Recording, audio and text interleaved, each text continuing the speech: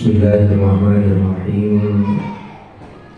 Assalamualaikum warahmatullahi wabarakatuh. Alhamdulillahirabbil alamin. Wa bihi nasta'in ala umuri dunya waddin. Wassalatu wassalamu ala asyrafil anbiya wal mursalin.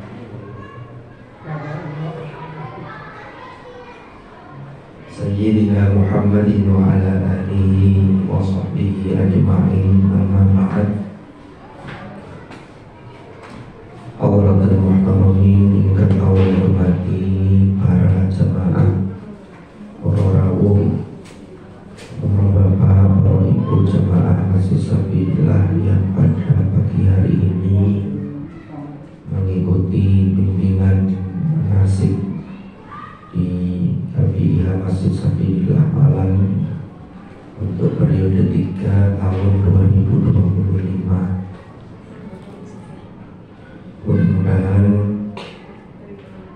apa yang kita laksanakan ini senantiasa mendapatkan ridha Allah Subhanahu wa Ta'ala, dan mudah-mudahan dengan kita aktif mengikuti bimbingan manasik ini menunjukkan keseriusan kita untuk kita betul-betul ingin dipanggil atau diundang oleh Allah sebagai Duyufur Rahman, dan mudah-mudahan kita berkesempatan untuk bisa menunaikan rukun Islam yang kelima ini, yaitu ibadah haji ke Baitullah.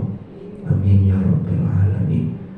Dan mudah-mudahan majelis ilmu ini menjadi majelis ilmu yang nafi'at mubarakah fid dini wad dunya wal akhirah, ala hadhihi niyyah wa ala kulli niyyatin salihah wa ala ma nawaina wa ala ma nawahu as-salafus salih, thumma ila hadratin nabiyil mustafa rasulillah sayyidina Muhammadin sallallahu alaihi wasallam wa ila hadrati ikhwanihi minal anbiya wal mursalin was sahabati wat tabi'in wal ulama'il 'amilin wal musannifin wa a'immatil mujtahidin wal qurra wal mufassirin wa jami'il malaikatil muqarrabin, wa nakhussu ila masyayikhina wa muassisi hadzal masjidina sabilillah al-marhum al-maghfur laki Haji Masyhur Laki Muhammad Al-Hasan wa jami'il marhumin wal marhumat alladhina sa'adu masjid sabilillah mana wa usulihim wa furu'ihim wa nafa'ana bihim wa bi'ulumihim fid darin amin. Al-Fatihah. A'udzubillahi minasyaitonir rajim. Alhamdulillahi rabbil alamin arrahmanir rahim.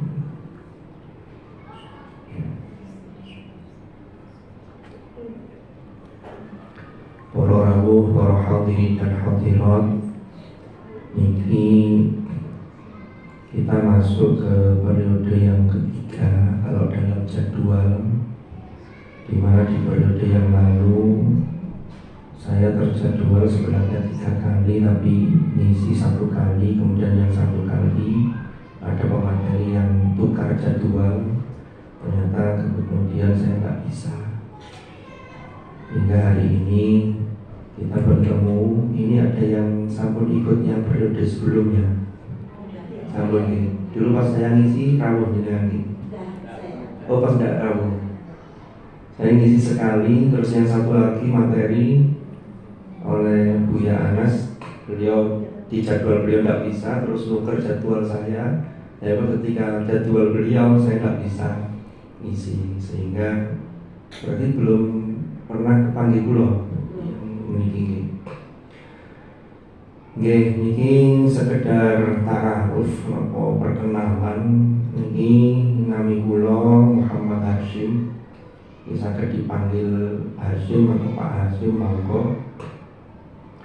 Niki saya mendapatkan jadwal kalau di sini ini 2 atau 3 kali, karena yang lain ada pemateri yang sesuai atau yang memang insya Allah memang expert di bidangnya.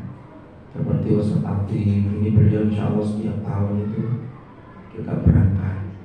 Yai Wasi'ah itu dulu mantan kasih haji di Kabupaten Kota. Terus sana suka pengalaman. Jadi ini yang ngasih pelajaran itu sebenarnya di saya. Karena bulan ini saja ini pun tamu. Saya dulu haji itu tahun 2006. Jadi musim haji 2006 itu pun min haitsu la yahtasib. Ini cerita sekilas nih, karena kata pepatah kan tak kenal maka tak sayang. Walaupun kenal juga belum tentu sayang. Mengenalkan saya mesti sayang, nggak kenal kuat, tapi sayang dalam arti yang positif dan universal. Jadi sebenarnya kalau terkait dengan update-update yang kontemporer atau yang masa sekarang ini sudah lama, karena perkembangan di sana kan luar biasa. Makanya ini saya diberi materi yang terkait dengan apa judulnya, ini haji, umroh dan hukumnya. Karena nanti kalau sudah terkait dengan perjalanan, itu yang mengisi itu adalah orang yang update terbaru di sana seperti apa, kan begitu. Terus 2014 itu umroh biasa, jadi sudah 11 tahun yang lalu gitu, jadi sudah lama juga. Para hadirin dan hadirat rahimakumullah, niki kita akan masuk pada fikih tentang haji. Ini terkait dengan kewajiban haji dan umroh. Tapi nanti insya Allah kita akan juga mengupas tentang makna dan filosofi di balik perjalanan haji itu sendiri. Jadi yang pertama, haji ini adalah syariat yang sebenarnya sudah sangat lama. Karena syariat itu pertama oleh Allah diundangkan itu kepada Nabiullah Ibrahim alaihi salam. Apa yang disyariatkan kepada nabi-nabi terdahulu itu menjadi syariat bagi kita asalkan belum dinasakh atau belum dimansuh. Makanya kalau kita belajar ada kaidah di dalam usul itu mengatakan syar'u man qablana syar'un lana ma lam yunsakh. Jadi syariat umat terdahulu itu syariat bagi kita selama belum dimansuh, belum dihapus. Haji ini pun Nabi Ibrahim. Terus bagi laki-laki berkhitan ini pun juga disyariatkan kepada Nabi Ibrahim. Tapi kemudian pada masa Rasulullah syariat itu kemudian ditegaskan kembali untuk mengikuti anit tabi' millata Ibrahim hanifah. Jadi Rasulullah diperintah untuk mengikuti milahnya Nabi Ibrahim. Pertama, saya ingin berangkat dari apa yang disebut dengan kewajiban. Ini penting karena nanti untuk membawa dan menguatkan keimanan kita bahwa apa yang diwajibkan dan diperintahkan oleh Allah itu bukan berarti Allah butuh kepada manusia, tapi Allah tahu kebutuhan manusia, maka Allah buatkan syariat yang membawa maslahat biar kita ini menjalani kehidupan itu selama. Karena kalau selamat di dunia itu proses. Nanti endingnya yang paling penting itu adalah wa fil akhirati hasanah wa qina adzabannar. Makanya niku kalau jenengan bersani itu doa itu ayat itu rangkaiannya itu kaitannya dengan ayat haji. Yang kita biasa doa Rabbana atina fid dunya hasanah itu. Makanya tidak heran, monggo kinara kalau seumpama nanti wonten tiyang sing ibadah haji. Kan tadi kalau Ustaz Gufron sudah dipimpin kita biar terbiasa ini untuk membaca doa-doa ketika di sana. Mulai ketika termasuk memasuki kota Makkah, lalu melihat Ka'bah, lalu tawaf. Tapi umpama nih, ada orang sudah belajar tidak bisa, karena memang sejak dulu tidak belajar. Terus baca Arab tidak bisa, baca teks keliru-keliru, wangil pokoknya. Niku makanya yang disarankan tuh minimal itu bisa doa sapu jagat.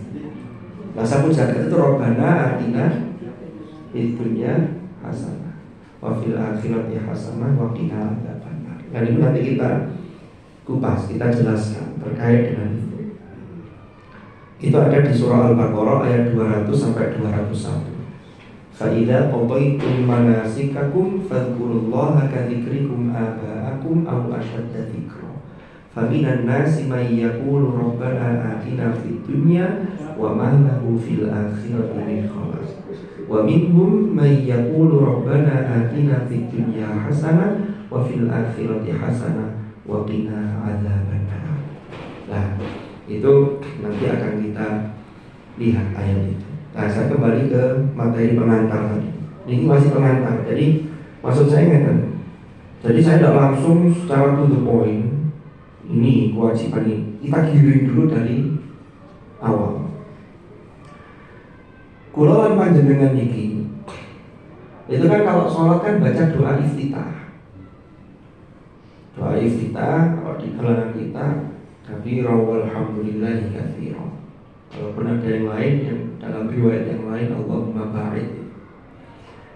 Di dalam doa iftitah itu ada kalimat yang itu diambil dari ayat yang ada di dalam Al-Quran. Kula lan panjenengan maos inna sholati wa nusuki wa mahyaya wa mamati lillahi rabbil alamin. Kan la syarika lahu wa bidzalika umirtu. Kalau dalam doa iftitah wa ana minal muslimin. Niki ambil dari ayat yang menurut Imam Al-Ghazali makna dari inna sholati sesungguhnya sholatku wa nusuki dan ibadah-ibadahku. Nusuk ini ibadah dalam makna yang cakupannya luas. Ibadah haji itu juga ada nusuknya, makanya namanya yang kita lakukan itu manasik. Rasulullah kan dawuh khudhu anni manasikakum, ambillah dariku manasik kalian dalam beribadah haji. Jadi yang dilakukan seperti apa, mana yang rukun, mana yang itu menjadi wajib haji, mana yang itu menjadi kesunahan haji. Nah, inilah sholati wa nusuki wa mahyaya wa mamati, seluruh hidupku dan matiku. Ya, hidup ini kan.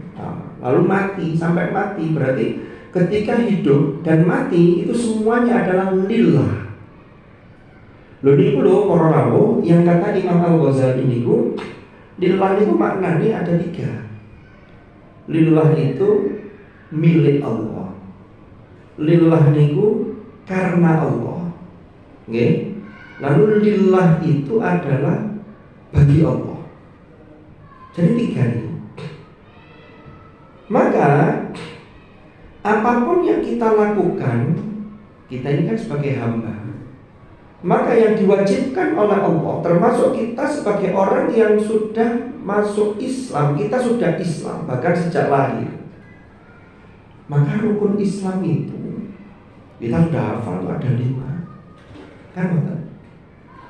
Lalu kita karena sudah Islam, lalu sudah balik, sudah berakal, berarti 3 ini. Itulah kemudian kita ini namanya orang yang mukallaf. Mukallaf itu apa? Mukallaf itu yang dikenai beban hukum dan dia bertanggung jawab penuh kepada dirinya. Islam balik berakal. Kalau berakalnya hilang, maka dia tidak terkena beban hukum. Itu namanya rufi al-qalam. Kan betul? Makanya orang yang akalnya tidak pergi karena ada gangguan kejiwaan, mungkin bentuknya ODGJ entah berapa persen, betul? Itu kalau melakukan sesuatu, bahkan melakukan pelanggaran, itu tidak bisa dikenai dituntut hukum, termasuk dalam aturan syariat, termasuk dalam melakukan kewajiban, kan? Tapi kalau sudah memenuhi 3 ini, maka dia harus setelah bersyahadat, maka konsekuensinya niku, lalu sholat, zakat, puasa. Sholat, zakat, puasa yang 3 niki syarat wajibnya ya 3 itu. Islam, balik, berakal. Niki sekedar balik Ramadan, ya. Ramadan, Islam, balik, berakal, maka dia wajib. Nanti baru kalau ada masalah yang lain, umpama sudah sepuh, kalau memang tidak mampu, nah itu nanti ada rukso. Nah rukso itu nanti aturan di luar yang aturan asal. Ini syarat wajib. Nah haji bedanya, nah ini jumhurul fuqaha, jadi para ahli fikih itu sepakat bahwa syarat wajib haji dan umrah, ini yang dimaksud syarat wajib haji dan umroh, karena dalam haji itu pasti ada umroh wajibnya. Tapi kalau dengan umroh biasa, itu umroh sunnah, kalau bukan di musim haji. Jadi syarat wajib haji ini ada tambahan. Kalau tadi kan 3, yang untuk yang lain tadi kan Islam, balik, berakal sehat, akalnya tidak ada masalah. Ada tambahan kalau haji, yaitu merdeka. Merdeka itu bukan budak. Jadi ada hur atau hurriyah, dia punya kemerdekaan, punya kebebasan. Karena budak itu statusnya kan setengah dari orang merdeka. Cuman Islam itu menghapus perbudakan itu bertahap. Ya, tapi Islam sudah mengusung kebebasan HAM, termasuk menghapus perbudakan. Makanya beberapa kafarat, ya, hukuman kalau ada pelanggaran itu termasuk fatahri raqabah, ya, termasuk melakukan ibadah yang luar biasa. Itu seperti dalam surah Al-Balad itu, wa ma adraka mal aqabah fakku raqabah. Nah, itu kan membebaskan perbudakan. Itu sebagaimana Sayyidina Abu Bakar ketika membebaskan sahabat Bilal, itu sehingga diabadikan di dalam surah Al-Lail kalau tadi dengan baca, karena memang pahalanya luar biasa. Nah, tapi sekarang perbudakan sudah tak ada. Lalu ada syarat yang berikutnya, yang kelima, ini syarat wajib. Apa itu? Istita'ah. Istita'ah itu apa? Istita'ah itu mampu. Ini syarat wajibnya umrah. Nanti kita lihat mampu itu dari sisi mana setelah ini nanti di slide berikutnya. Nah, sekarang saya ingin menambahkan datasnya tentang Allah mewajibkan kepada hambanya. Itu kan kalau kita lihat di dalam surah Al-Ankabut itu, Allah berfirman, A'udzu billahi minasyaitonir rajim. Bismillahirrahmanirrahim. Alif lam mim. Ahasiban nasu ay yutraku ay yaqulu amanna wa hum la yuftanun. Wa laqad fatanna alladziina min qablihim fala ya'lamanna Allahu alladziina shadaqu wa la ya'lamanna al-kadzibin. Maknanya apa? Ahasiban nas. Apakah orang-orang itu, manusia itu mengira atau menduga an yutraku ay yaqulu amanna. Jadi Allah membiarkan setelah mereka itu mengatakan beriman, wahum la yuftanun, dan mereka tidak diuji. Ujian itu bentuknya macam-macam. Perintah Allah itu bagian dari ujian. Larangan Allah kita tidak boleh melakukan, itu juga bagian dari ujian. Makanya Nabi Ibrahim itu nanti tokoh utama dalam ibadah haji ini. Itu kan tokoh utamanya Nabi Ibrahim. Tapi tokoh-tokoh yang lain, Sayyidah Hajar, lalu Nabi Ismail, itu juga tokoh. Tetapi tokoh utamanya Nabiullah Ibrahim. Nabi Ibrahim kan di surah Al-Baqarah Allah dawuh wa idzibtala Ibrahim rabbuhu bikalimatin fa'atammahun. Ingatlah ketika Nabi Ibrahim itu oleh Allah diuji, ya, bikalimat dengan beberapa kalimat. Itu para ahli tafsir menafsirkan bikalimat itu maknanya perintahnya Nabi Ibrahim itu banyak. Bahkan sampai perintah itu mengalahkan keakuan dan keegoan beliau, termasuk keegoan sebagai orang tua. Coba jangan bayangkan ketika Nabi Ibrahim diperintah menyembelih putranya yaitu Ismail. Itu pernah ada pertanyaan ngeten itu orang. Loh, ini apa sih perintah kok pernah menyembelih anak? Ternyata itu ujian. Tapi kan faktanya Nabi Ismail kan tidak disembelih. Tapi yang dinilai oleh Allah itu tekadnya Nabi Ibrahim memenuhi perintah itu, yang kemudian Nabi Ismail di dalam surah As-Saffat dikatakan wa fadainahu bidzibhin azim. Kami ganti dia dengan sembelihan yang besar. Jadi yang paling penting itu tekadnya. Jadi niat dan tekad yang kuat. Maka termasuk kita, kula lan panjenengan. Ini kalau sudah daftar, tinggal nunggu kapan antriannya, kapan dipanggil. Mungkin kita masih berkesempatan. Kalau biambek sampun daftar tahun 2013. Katanya tahun ini ada yang berangkat yang berdaftar tahun 2011, 2012. Langit, so, tidak tahu tapi kalau di aplikasi itu dicek ya masih 2030 tulisannya. Cuma kan kadang-kadang maju gitu. Nanti harus pelunasan, tidak bisa lunasi kan dipanggil lagi maju. Biasanya kan yang tidak bisa lunasi kan masih diberi kesempatan berikutnya, tapi hanya berapa kali, 1 kali ini. Mungkin panjenengan nanti kalau waktunya diundang oleh Allah sebagai tamunya sangat melunasi. Itulah yang namanya nanti istitoah itu. Amin ya rabbal alamin. Nah, kula lanjutaken malih. Jadi Nabi Ibrahim itu diuji dengan banyak hal. Nih, nanti kita lihat filosofinya. Ini yang kita napatilasi ketika nanti kita berangkat ke sana. Sekaligus untuk menguatkan keimanan kita. Jadi Allah itu mewajibkan kepada hambanya ibadah-ibadah mahdhah. Jadi ibadah mahdhah itu yang tata caranya itu sudah ditentukan. Kita tidak bisa berkreasi ngarang sendiri, tidak bisa. Itulah mahdhah. Tapi kalau yang ghairul mahdhah itu Allah tidak mengatur tata caranya. Dan dengan ngawo kesini ikut bimbingan manasik haji, niatnya tolabul ilmi, niat untuk nambahi ilmu tentang manasik haji. Jadi nanti teorinya paham, sehingga teorinya paham, prakteknya eco. Karena kalau orang mau praktek tidak tahu teori sama sekali, ya berat. Nyopir tidak tahu teori sama sekali, bahaya. Makanya kalau ada ungkapan yang penting itu kerjakan, gak usah kakek teori. Loh, teori itu penting, apalagi teori yang dasar.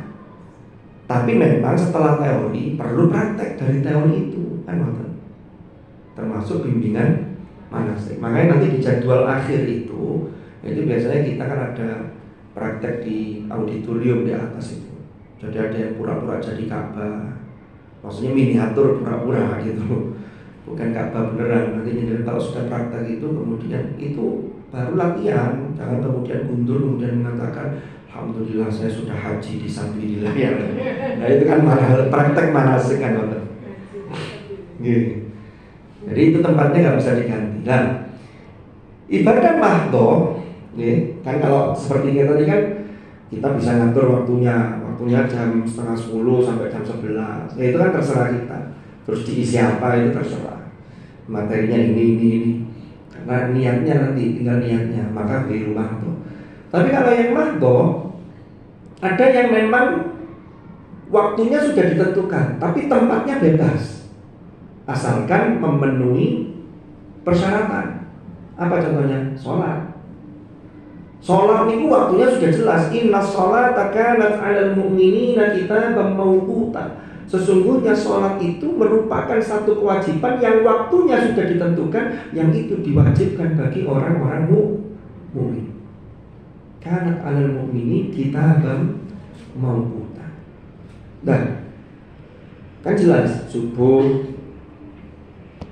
ini, zuhur, mulai matahari ini condong sedikit, sampai nanti bayang-bayang suatu benda itu lebih dari, sampai sama, kalau lebih sudah habis waktunya, kan begitu dengan bendanya.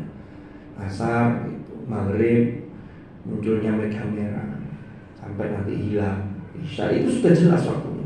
Tapi tempatnya terserah jenengan. Di masjid jamaah bagus, di rumah juga boleh, tapi yang penting suci dari najis, suci dari atas. Puasa waktunya ditentukan, nggak boleh kita ngarang sendiri. Mulai Ramadan ini saya bertekad puasa 24 jam, nggak boleh. Maghrib kita ini bersyukur, saya kemarin ningali YouTube di Pororabu dan Norwegia itu kalau musim panas itu matahari itu tetap ada 24 jam, sehingga puasanya itu fatwa ulama sana, puasa itu kalau pas musim panas itu puasa itu 20 jam, buka itu 4 jam, jadi 4 jam itu sholat maghrib, buka, sholat isya, terawih, sahur mari. Ini kalau musim panas. Musim panas ini katanya Januari ngantos Mei atau April ya, Mei apa ya. Tapi kalau musim dingin, ini itulah yang kalau kita amati secara utuh, mengapa kewajiban puasa itu di bulan yang berdasarkan penanggalannya itu Qamariyah. Karena kalau Syamsiyah itu daerah-daerah tertentu itu ya tetap begitu. Tapi kalau Syamsiyah dia kan maju terus. Di Norwegia itu kalau pas musim dingin itu puasa itu 7 jam. 7 jam. Nah, itu kan kalau musim dingin pindah ke sana. Puasanya nggak hitung jam, lumayan. Berdiskon. Tapi kalau musim panas, masya Allah. Makanya kita di sini itu ada perbedaan panjangnya siang dan malam, cuma tidak begitu signifikan. Paling selisihnya hanya berapa gitu. Kan betul pakai kroso, iku kadang-kadang sku boleh kate buka itu beli es ini, betul jenengan pulau ngabuburit ngoten itu untuk sembarang kada kelompok. Dan ada poso di Norwegia sing kalian besok jam ini opo sing tuku kembali ke cerita tadi, pemateri tadi. Zakat, kalau zakatul fitr, zakat fitrah waktunya ditentukan, mustahiknya ditentukan. Haji ditentukan waktunya sama tempatnya. Tapi kalau umroh sunnah ini waktunya bebas, tapi tempatnya ditentukan, nggak bisa milih sendiri. Kan sudah ada tempatnya. Tawaf ya di situ itu. Ya, tawaf ya mesti mengelilingi Ka'bah. Dan itu jalannya harus seperti itu. Buat sakit jangan putar balik. Putar balik tabrakan tak bisa. Ya enggak dianggap enggak sah. Sudah ada aturannya. Loh, aturan-aturan ini para rawu, aturan-aturan ini itu ternyata itu kalau dihayati itu betul-betul memiliki hikmah yang luar biasa. Nah, tawaf niku yang sab'ata asywaq, 7 putaran itu dimulai dari rukun Hajar Aswad. Ya, nanti kita ada materi sendiri terkait dengan bagaimana nanti pelaksanaan, insyaallah Sabtu depan. Mudah-mudahan tidak ada halangan. Ada miqat makani, miqat zamani, ambil miqat untuk ihram niku. Nah, kalau kita lihat ada makna-makna yang terkandung atau pesan spiritual di balik ibadah kita yang zahir. Dan itu tidak hanya haji, tapi haji itu kaya sekali dengan makna ini. Sholat contohnya. Sholat kan Allah katakan begini dalam Al-Quran, wa aqimus sholata wa atuz zakah. yang juz 1 nih warka'u ma'ar-raki'in. Terus ada ayat wa innaha lakabiratun illa 'alal khashiyin. Sesungguhnya sholat itu benar-benar berat kecuali bagi orang-orang yang khusyuk. Lah, apa artinya? Orang itu kalau sholatnya khusyuk, ini kan terkait dengan kemarin Rajab, Sya'ban, Ramadan. Kalau ini pernah akan-akan ngeten para rawuh. Rasulullah itu kan mengajarkan doa. Ini kan kita sudah Sya'ban, sebentar lagi Ramadan. Pekan depan sudah nisfu Sya'ban nih. Rasulullah kan doa, Allahumma barik lana fi Rajab wa Sya'ban wa ballighna Ramadan.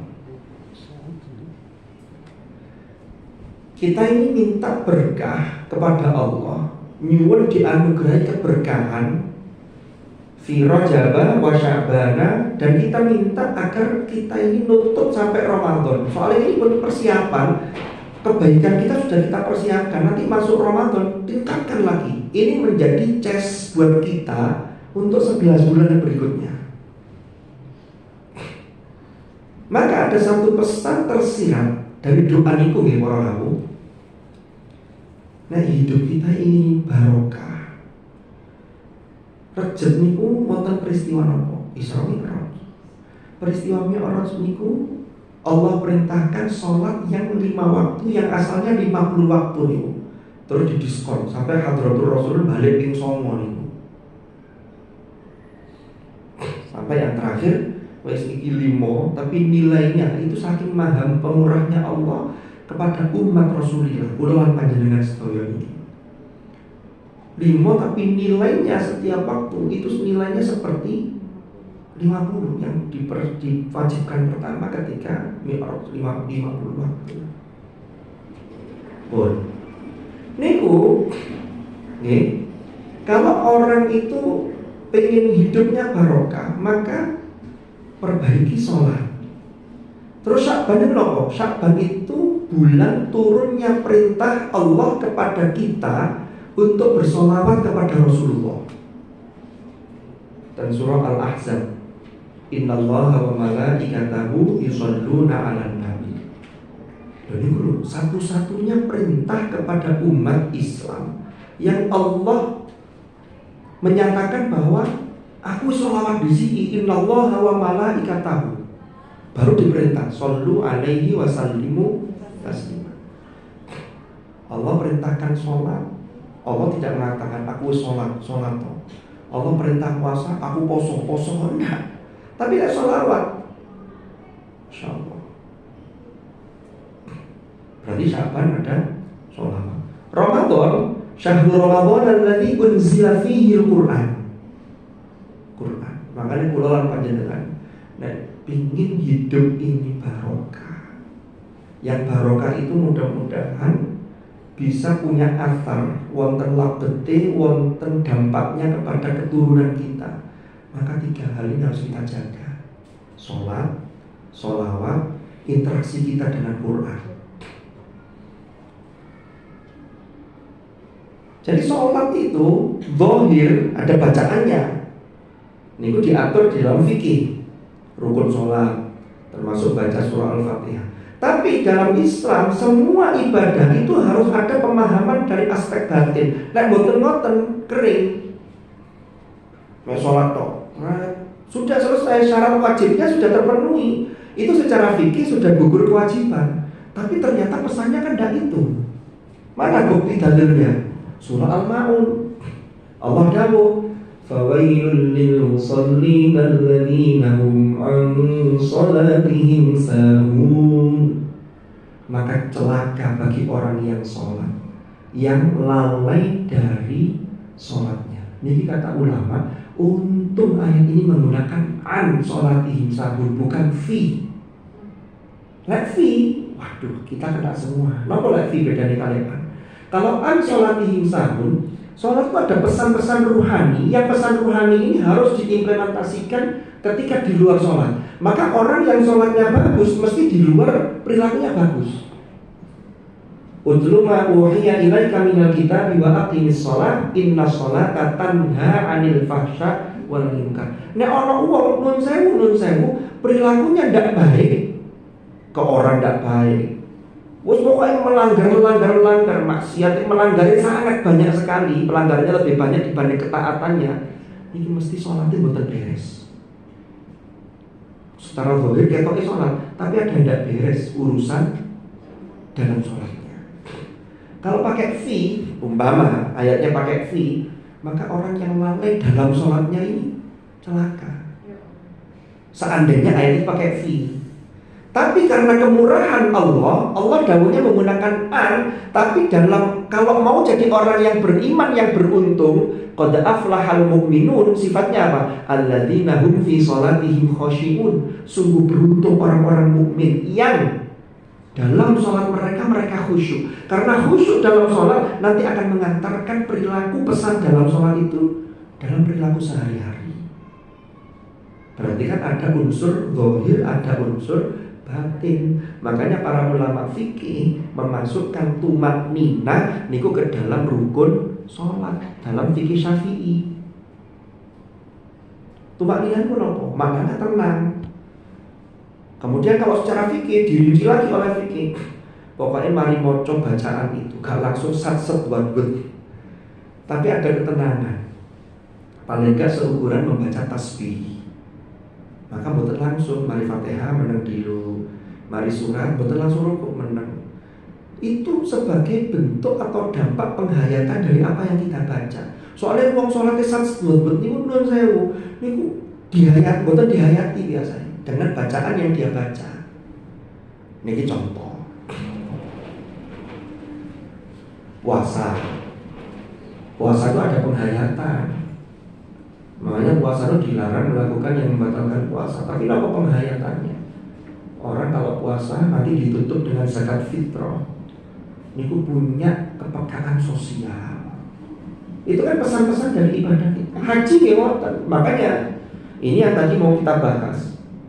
Di ayat ke-200 niku surah Al-Baqarah Allah berfirman, فَإِذَا قَضَيْتُمْ مَنَاسِكَكُمْ فَاذْكُرُوا اللَّهَ كَذِكْرِكُمْ آبَاءَكُمْ أَوْ أَشَدَّ ذِكْرًا.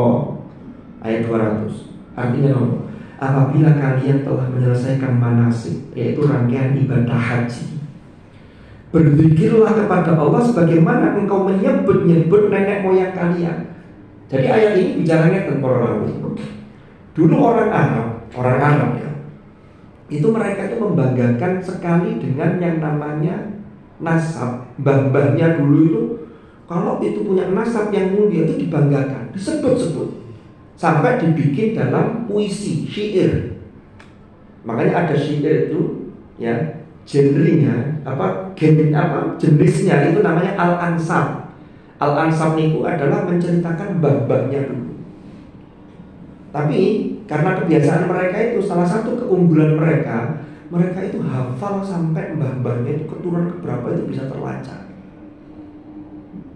Termasuk kanjeng Nabi Muhammad Sallallahu Alaihi Wasallam. Jadi kalau nanti pirsa ceramahnya Prof. Sayyid Akil Sirot, itu kan jelas kan Muhammad ibnu Abdillah, kan begitu. Terus sampai Nabi Adam itu terlacak.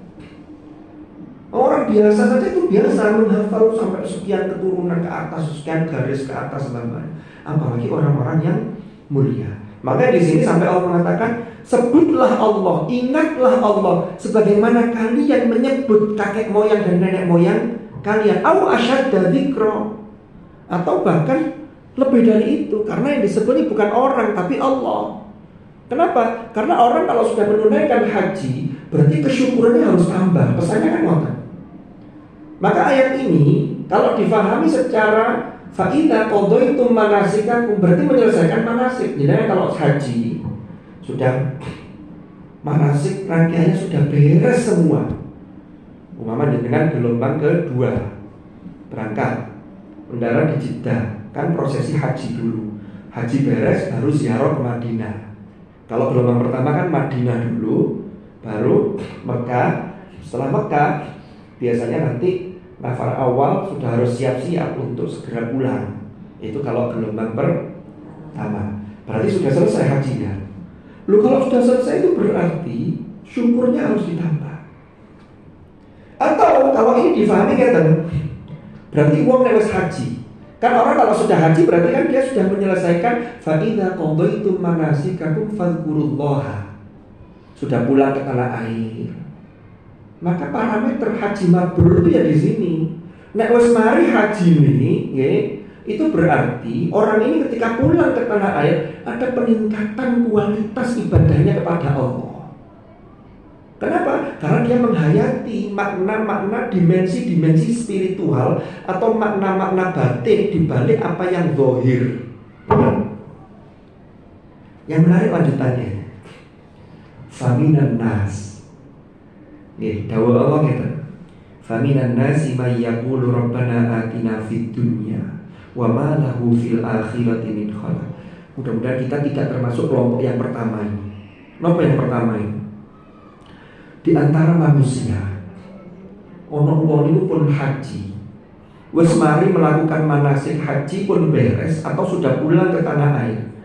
Terus faminan nasi, di antara mereka ada yang berdoa ngeten, Rabbana atina fid dunya, ya Allah berilah kami kebaikan dan hasanah di dunia.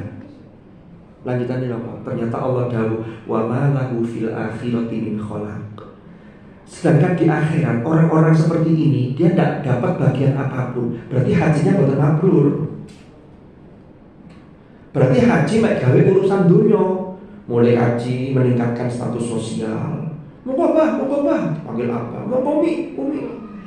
Padahal sekarang panggilan apa dan umi ini kalau jenengan pasar besar masuk dari haji. Ami. Enggak dulu dipilih umi bisa di haji kapan itu? Jadi pasar besar langsung pun haji. Guyon ini.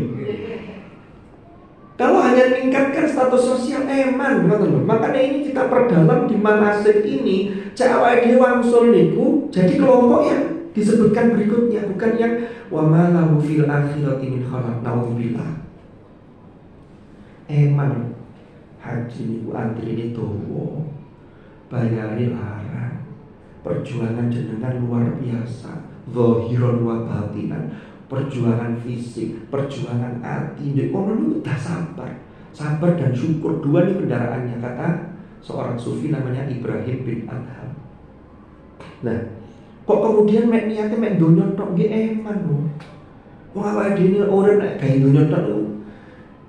Apa sih yang kita peroleh dan untuk apa gitu. Yang paling penting kan nanti untuk akhirat kita, karena dunia itu mazra'atul akhirat. Dunia itu adalah ladang bagi akhirat kita. Lalu lanjutannya ini, maka ini kembali lagi ke niat. Lanjutannya ini ya Allah. Wa minhum may yaqulu rabbana atina fid dunya hasanatan wa fil akhirati hasanatan wa qina adzabannar. Ada kelompok yang ini yang kita harapkan. Tapi ada orang yang sudah haji, ya, mereka yang diminta itu Rabbana atina fid dunya hasanah. Tapi juga untuk akhirat yang paling penting wa fil akhirati hasanah wa qina adzabannar. Kemudian di ayat 202 Allah memberi label ulaika lahum nasibum mimma kasabu. Mereka itulah orang-orang yang memperoleh bagian dari apa yang telah mereka kerjakan dan mereka usahakan. Wallahu sari'ul hisab. Allah itu maha super cepat perhitungannya. Nah sekarang kita masuk ini.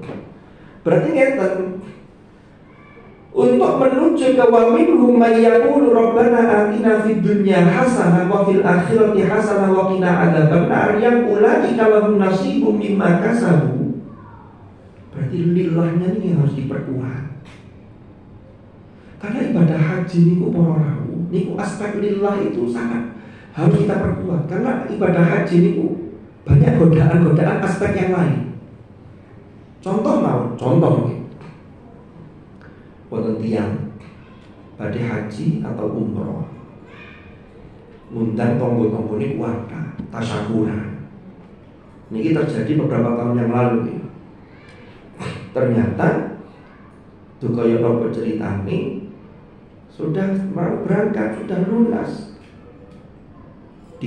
ada pengurangan jumlah kuota, sehingga yang bersangkutan termasuk yang tidak jadi berangkat tahun itu. Ini kadang-kadang mau izin, kawan metu, kakek nabi tonggo aku suka dulu, tasyakuran. Terus kadang bacaan udah mau pakai. Akhirnya tampil dino gak metu omah. Soalnya nopo isi. Lah niku beda, jenengan bedaaken. Nopo oleh kula lan panjenengan padha-padha ketinggalan ibadah salat jamaah. Kok rasanya biasa? Aku isi aku gak jamaah. Mboten. Karena haji ini ada aspek-aspek di luar itu karena membutuhkan banyak hal tadi itu. Sehingga wong sing iso haji disebut istito'an itu dari berbagai hal tadi, itu godaannya tadi itu bisa meningkatkan status sosial. Makanya diingatkan oleh Allah, satu-satunya kewajiban ibadah mahdhah yang dimulai dengan walillah itu hanya haji. Ya semuanya juga lillah, tapi yang diingatkan di awal itu haji. Jangan bersani tentang surah Ali Imran awal juz sekawan. Walillahi 'alan nasi hajjul baiti man istata'a ilaihi sabila. Loh, walillahi didisiakan.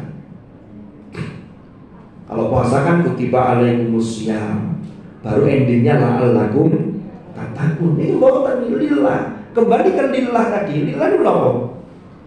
Karena Allah, milik Allah, untuk Allah.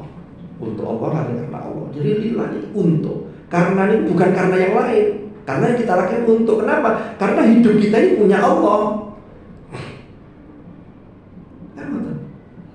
Maka kalau niku yang ditanamkan, naudzubillah nih, umpama terjadi kayak tadi, kita bisa menerima dengan lapang hati. Ya misalnya itu dipanggil lawang haji niku undangan tamu, dan itu diundang. Mana dalilnya? Allah dawuh Nabi Ibrahim dan surah Al-Hajj, wa adzim fin nasi bil hajji yatuka rijala. Hei Ibrahim, adzim, kumandangkanlah, serulah, finnas, pada manusia, bil hajj, untuk melakukan haji. Ketika diperintah itu, Nabi Ibrahim tanya kepada Allah, ya Allah, kula niki merintah, kula niki berseru, sinten sing kula seru? Wong waktu itu yang masuk Islam itu hanya Ibrahim sama istrinya sama Ismail. Itu disebutkan dalam tafsir seorang mufassir namanya Imam Ibnu Atiyah, itu menjelaskan itu, yang dikutip oleh almarhum al-maghfurlah Kiai Tolha, kiai kita. Nama contohnya Kiai Tolha. Kiai Tolha yang di masjid kita ini. Lah, Kiai Tolha kan punya buku judulnya Kado untuk Tamu-Tamu Allah.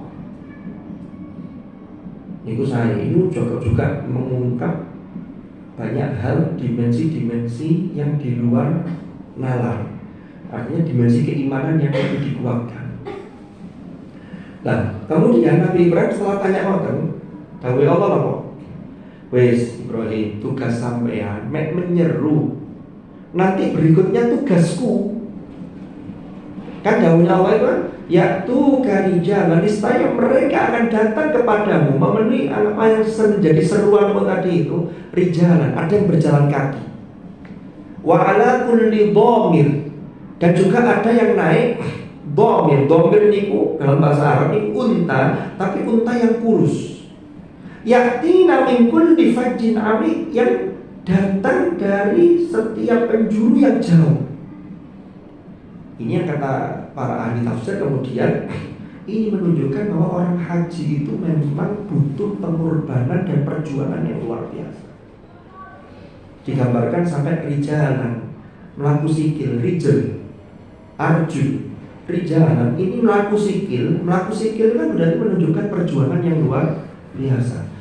Jadi dengan kerahkan semuanya, termasuk untuk ONH, untuk pertama bayar porsi, nanti untuk pelunasan, ditelepon sama kemenang, pelunasan sekali, ya Allah kurang sampai ini, apa caranya? Wa ala kulli dhamir, apa yang memanggil itu? Keimanan. Dan itu Allah yang memanggil. Makanya ini pernah saya sampaikan, ketika Al-Quran menyebutkan balad, yang artinya balad itu adalah kota Makkah, itu menggunakan hadza. La uqsimu bihadzal balad wa anta hillum bihadzal balad. Nabi Ibrahim karena belum juga berada di sana itu menggunakan hadza rabbi ja'al hadza baladan amina. Hadza itu nopo? Hadza itu kalau dalam bahasa Arab itu ismul isyarah untuk menunjuk sesuatu lil qarib. Berarti orang yang keimanannya baik, maka Mekah itu sebagai tempat yang ditunjuk oleh Allah untuk kita melakukan manasik haji dan umroh. Itu bagi orang yang keimanannya baik, maka dia selalu dekat di hati. Awak dia delok wong umroh, delok wong haji, ya Allah, kulo niki kapan? Itu sudah indikator keimanan yang luar biasa. Sama halnya dengan bersami di dalam Al-Quran. Hadza itu selalu dipakai untuk menyebut Al-Quran. Al-Quran itu tidak ada yang menggunakan dzalika. Tapi kalau kitab itu ada yang hadza, ada yang dzalika. Dzalika kitab la raiba fi. Wa hadza kitabun anzalnahu mubarak. Tapi kalau pakai Quran itu semuanya hadza. Inna hadzal Qur'an yahdi lillati hiya aqwam. Inna hadzal Qur'an yaqussu 'ala bani Israil. Law anzalna hadzal Qur'an. Apa maknanya? Ini pesan. Nek wong keimanannya baik, maka Quran sebagai bacaan yang sungguh-sungguh untuk ditaati itu selalu dekat dengan orang yang punya keimanan yang baik. Atau kalau dibalik begini, nek pingin dadi wong sing imane apik, jangan jauh-jauh dari Al-Quran. Lo kan begitu. Itu makanya menggunakan hadza. Oh, niki tambahan. Jadi haji. Nah, makna filosofisnya ini ada aspek-aspek yang aspek batin. Itu nanti ilmunya namanya tasawuf, yang nanti akan melahirkan al-akhlak al-karimah. Makanya orang yang Rabbana atina fid dunya hasanah wa fil akhirati hasanah wa qina adzabannar, itu mesti perilakunya sae. Kenapa? Karena dia berharap akhiratnya baik. Tapi nek uang matching diurusin nek dunia tok yang dikejar, itu kadang-kadang menghalalkan segala cara dan uang ngawur. Karena tidak takut apapun. Karena dia merasa hidup ini ya selesai sampai di sini, ini bahaya. Kan?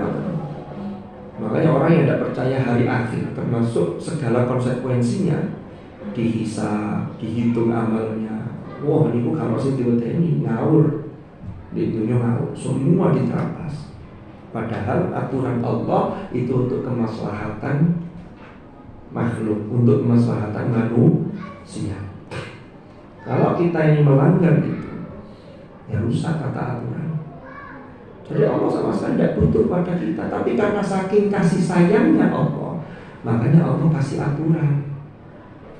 Jangan kersani surat Ar-Rahman. Ar-Rahman itu kan Allah disifati dengan kasih sayang yang tanpa batas. Kalau ngaji tafsir itu Ar-Rahman, Ar-Rahim, itu bedanya. Kalau Ar-Rahman itu semua makhluk, kalau Ar-Rahim hanya orang-orang yang beriman. Ada tali tafsir yang lain mengatakan kalau Ar-Rahman itu kasih sayang Allah di dunia, Ar-Rahim di akhirat. Untuk siapa? Wa kana bil mu'minina rahiman. Hanya orang-orang yang punya iman. Makanya karena Allah kasih sayang pada manusia, lanjutannya apa? Surat Ar-Rahman itu jangan waos. Ar-Rahmanu 'allamal Quran. Loh, Allah ajarkan Al-Quran, Allah turunkan Al-Quran. Barulah kemudian khalaqal insana 'allamahul bayan. Jadi sami saya sebuah, ini guru saya pernah membuat satu ibarat, satu perumpamaan. Perusahaan televisi, elektronik atau segala ini ketika kita beli kan ada petunjuknya. Ya, perangkat jangan sampai terkena air. Umpama dia semprot banyu, apa yang terjadi? Konslet rusak. Menungso gak oleh. Wala tulqu bi aidikum ila tahluka. Jangan menjerumuskan diri kalian kepada kehancuran. Ya, wala taqrabuz zina. Loh, sudah ada aturannya. Kok orang melanggar, resiko ditanggung zina? Tanggung sendiri. Tapi aturannya itu karena berangkat dari kasih sayang Allah. Allah itu kalau buat aturan tidak ada tendensi, tidak ada kepentingan. Beda dengan manusia. Menurut saya, manusia bikin undang-undang itu kadang-kadang ada pesanan. Ojo ini sini lu satu pasal berapa? Kan begitu. Umpama loh ya, itu di negeri yang lain, di sini enggak. Karena disabilitas tidak membuat undang-undang. Iki guyon, nggih. Karena itu soalnya wis kate boleh ini ya. Nah, jadi setiap agama itu punya dimensi ajaran rasional dan ajaran suprarasional. Suprarasional itu bukan irasional loh ya. Suprarasional itu yang itulah wilayah hati dan keimanan, bukan wilayah nalar. Contohnya kemarin peristiwa Mi'raj. Walaupun ada beberapa orang yang kemudian ilmuwan yang menjelaskan secara ilmiah, itu suprarasional. Karena kalau secara ilmiah murni nggak bisa, karena itu peristiwa yang nggak bisa diamati. Oh ini tawaf, sa'i, tawaf nopo gerakannya melingkar dan posisi Ka'bah di sebelah kiri. Ternyata itu mengikuti bagaimana bumi itu juga dan planet tata surya itu tawaf mengitari matahari. Itu kan di sebelah kiri. Ternyata itu pernah ada yang mengatakan begini, itu salah satu hikmahnya. Nek melakukan kuali sebelah kanan begini, muternya searah jarum jam. Ini kan kita berlawanan dengan jarum jam. Kalau searah jarum jam, itu orang itu tidak sampai 7 putaran sudah jatuh. Kenapa? Ngeluh, geliem. Jadi ini Allah bikin aturan itu sesuai fitrah. Karena Allah paling tahu softwarenya manusia kok yang buat nih. Lempar jamarot, Bismillahirrahmanirrahim, Allahu Akbar. Lalu kemudian Rajimal lisyayatin waridhur rahman, dilempar. Gini, biasa mawon, tetap itu dilakukan. Bisa setani gak ono. Ini kan kita nampak tilas. Jadi nek ngendikan waktu bisa setani gak ono. Ini waktu ini balik ke jenengan. Terus sampai antem maneh balik maneh. Mangke wonten swara sesama setan dilarang saling melempar. Kan Pak Tunggal. Guyonan iki. Jadi suprarasional, tapi ada hikmah. Pasti ada hikmah. Jadi dengan wudhu, itu bersuci dari hadas. Yang batal itu bukan muka, tapi mukanya, tangan sampai siku. Itu sudah diteliti oleh para ahli. Hikmahnya ini Masya Allah. Gerakan sholat itu sudah diteliti. Nah ini, makanya kitab suci Al-Quran itu untuk hal-hal yang suprarasional ini, itu Al-Quran sudah memprotek, sudah mengatakan bahwa orang-orang yang bertakwa itu yang adalah alladzina yu'minuna, ya kan begitu, bil ghaib wa yuqimuna shalah wa mimma razaqnahum yunfiqun walladzina yu'minuna bima unzila ilaik wa ma unzila min qablik wa bil akhirati hum yuqinun. Jadi sudah diprotek di sini.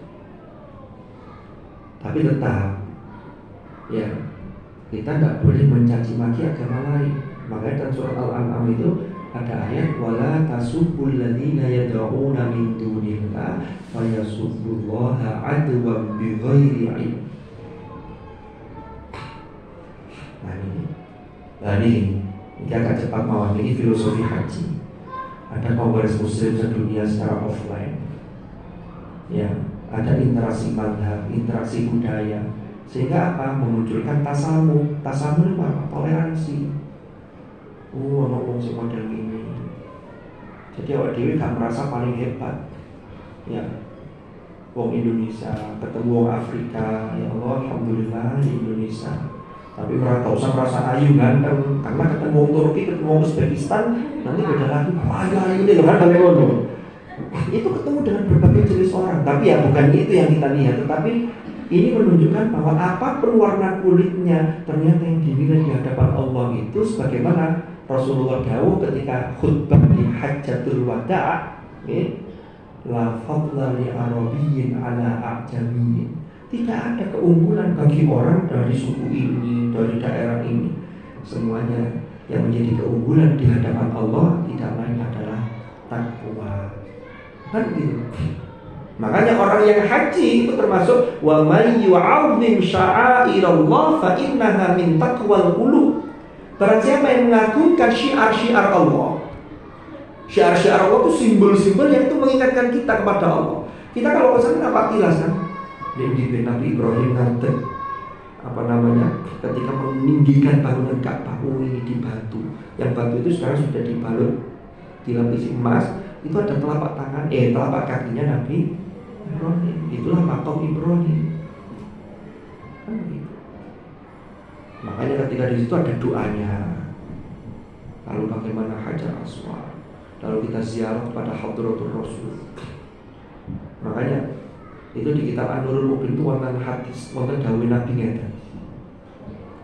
Saya lupa mantannya teksnya ini, tapi Nabi dawuh ngeten. Barang siapa yang sudah melaksanakan haji atau umroh kok tidak ziarah kepadaku, maka dia adalah orang yang tidak butuh padaku. Makanya biasa gandengannya dengan mereka itu umroh ya gandengani, umroh haji gandengannya ke Madinah. Karena Nabi itu dimakamkan di Madinah. Lah Nabi itu dawuh, ini kitab An-Nurul Mubin, tulisan Hadratus Syekh Yahya Hasyim Asy'ari. Nabi dawuh ngeten, "Man zarani ba'da mamati faka'annama zarani fi hayati." Barang siapa menziarahiku setelah aku meninggal, itu sama seperti dia berziarah kepadaku ketika aku hidup. Makanya jenengan wonten keluarga sing umroh, wonten sedherek, jenengan titip salam dan Hadratul Rasul disampaikan. Niku insyaallah mungkin saged menjadi wasilah kita ini cepat untuk diundang ke sana. Untuk ziarah sekaligus melaksanakan manasik haji dan umroh. Saya setuju dengan bismillah. Ada praktikum kesabaran. Nah nanti ini kita lanjutkan berikutnya. Nah sekarang kita masuk ke istiqoah sedikit. Jadi filosofi ini insya Allah kita lanjutkan juga di pekan depan. Insya Allah pekan depan jadwal pulau. Oh ini maaf ini saking buku.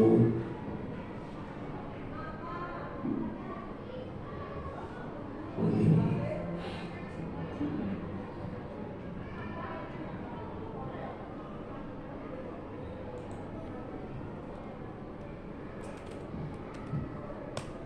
Lagi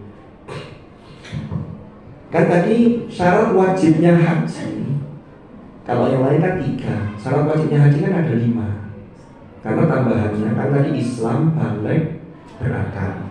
Terus untuk haji ada merdeka sama istiqoah. Istiqoah ini dalilnya apa? Niki.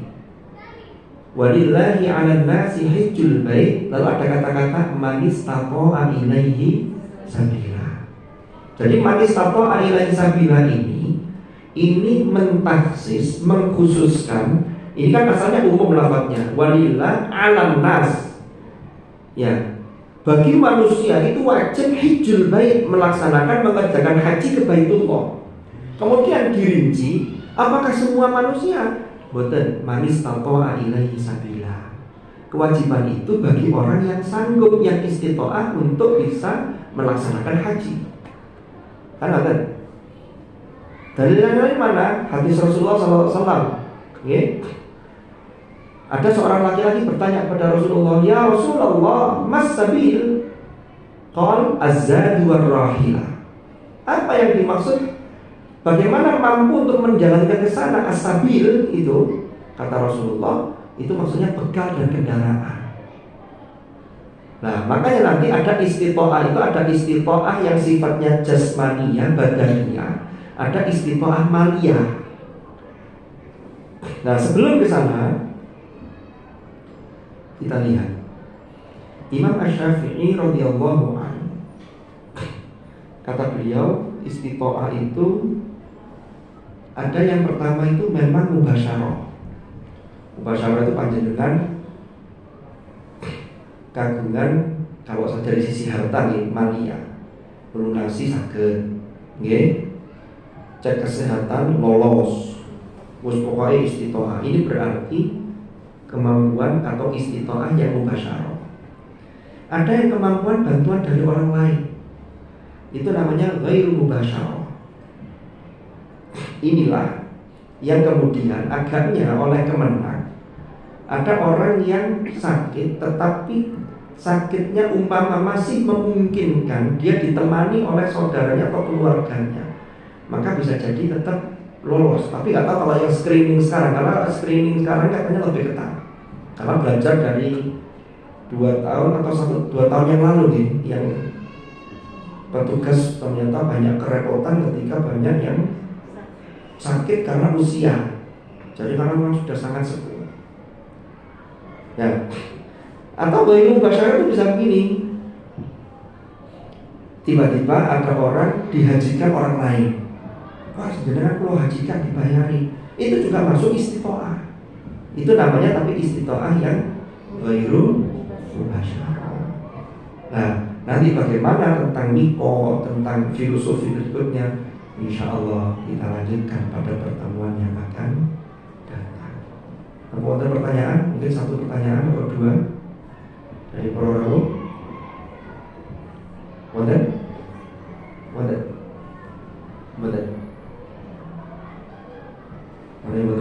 Kalau kita cakap ini sudah jam 11 lebih.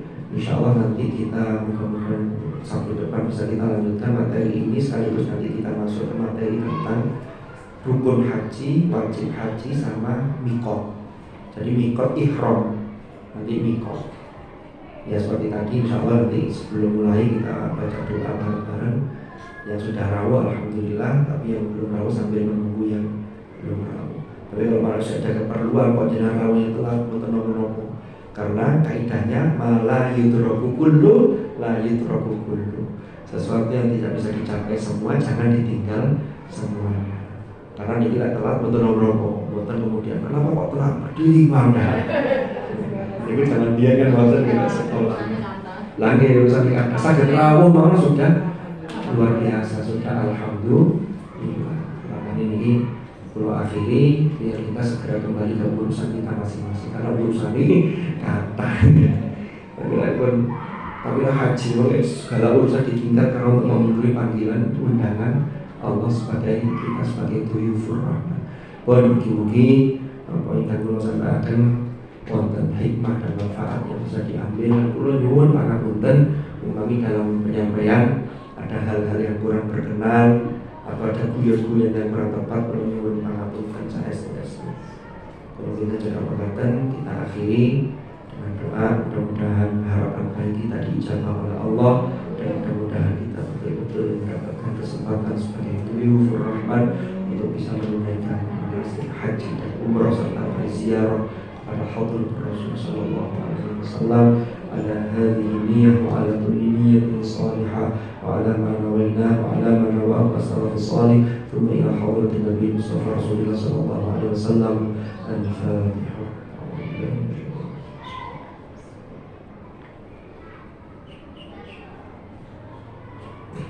Bismillahirrahmanirrahim. Alhamdulillahirabbil alamin. Allahumma shalli wa sallim ala sayyidina Muhammad. Allahumma anfa'na ma 'allamtana wa bima 'allamtana wa 'allimna ma yanfa'una warzuqna 'ilman nafi'a. Allahumma ij'al ijtima'ana hadha ijtima'an marhuma wa tafarruqana min ba'dihi tafarruqan ma'suma wa la taj'al ma'ana wa fina shaqiyyan wa la mahruma bi rahmatika ya arhamar rahimin. Sallallahu ala sayyidina Muhammad walhamdulillahirabbil alamin. Al-Fatihah.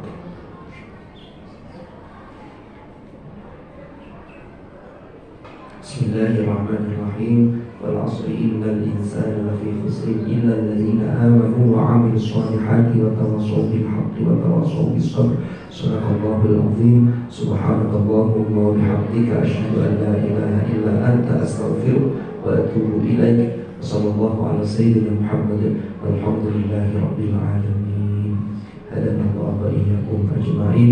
Al-'afwa minkum. Assalamualaikum warahmatullahi wabarakatuh.